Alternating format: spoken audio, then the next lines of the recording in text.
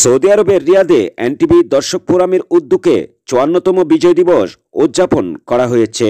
এছাড়াও অনুষ্ঠিত হয়েছে এনটিভি দর্শক ফোরামের নিয়মিত আয়োজন প্রবাস বিনোদন পর্ব ২০২৪।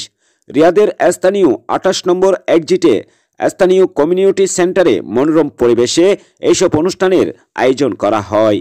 বরাবরের মতোই এই আয়োজনে স্পন্সর হিসাবে এনটিভির সঙ্গে ছিল রিয়াদের Bata Suncity medical centre, Riyadh food house, Almadina fashion house, golf Toledo restaurant, online portal Alochita বার্তা।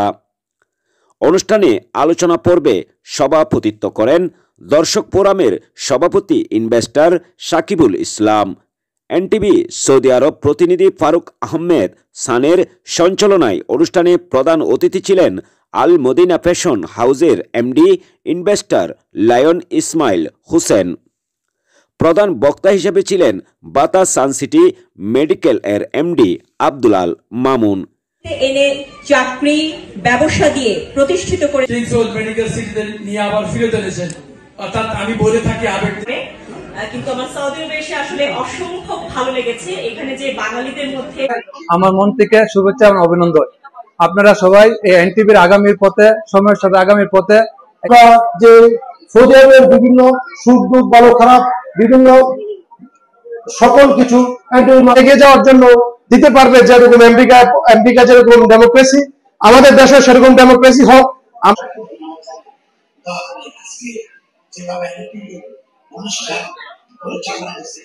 এই সময় অন্যদের মধ্যে বক্তব্য দেন এনটিভি দর্শক ফোরামের নবনির্বাচিত সাধারণ সম্পাদক আলী হাসান কিরণ, সিনিয়র সহসভাপতি শেখ বাদল, যুবনেতা এক এম ফরিদ, রিয়াদ মহানগর এনটিভি দর্শক ফোরাম সভাপতি স্বপন হাওলাদার।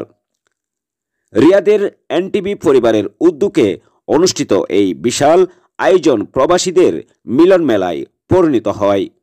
অনুষ্ঠানে প্রবাসী রাজনৈতিক, সামাজিক ও ব্যবসায়ী সমাজের শীর্ষ ব্যক্তিরা অংশ নেন। জাতীয় সঙ্গীত ও বিজয়ের গান দিয়েই অনুষ্ঠানের সূচনা করা হয়। সাংস্কৃতিক পর্ব পরিচালনা করেন দেশ বরেণ্য এনটিভির জনপ্রিয় সংবাদ পাঠিকা মহেশানা শাওন।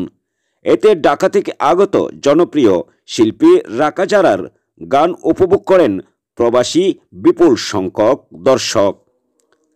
এছাড়া কবিতা, গণসঙ্গীত ও দেশাত্মবোধক গান পরিবেশন করেন স্থানীয় শিল্পীরা। শেষে ছিল নৈশভোজ। পরে সাংস্কৃতিক আয়োজনে অংশ নেওয়া সব শিল্পী ও স্পন্সরদের এনটিভি লোগোযুক্ত মগ উপহার দেওয়া হয়। বাংলাদেশ জাতীয় পতাকা ও এনটিভি লোগোযুক্ত বাহারি সাজে সাজানো হয়েছিল মঞ্চ। অনুষ্ঠানে অংশ নিয়ে দেশ বিদেশে এনটিভির বস্তুনিষ্ঠ সংবাদ, গান, নাটকসহ সার্বিক আয়োজনের ভূয়সী প্রশংসা করেন প্রবাসী বিশিষ্টজনরা। আগত অতিথিদের ফুল দিয়ে বরণ করে নেওয়া হয়। অনুষ্ঠানে প্রধান অতিথি ও প্রধান বক্তাকে বিজয় দিবস সম্মাননা দেওয়া হয় দর্শক ফোরামের পক্ষ থেকে।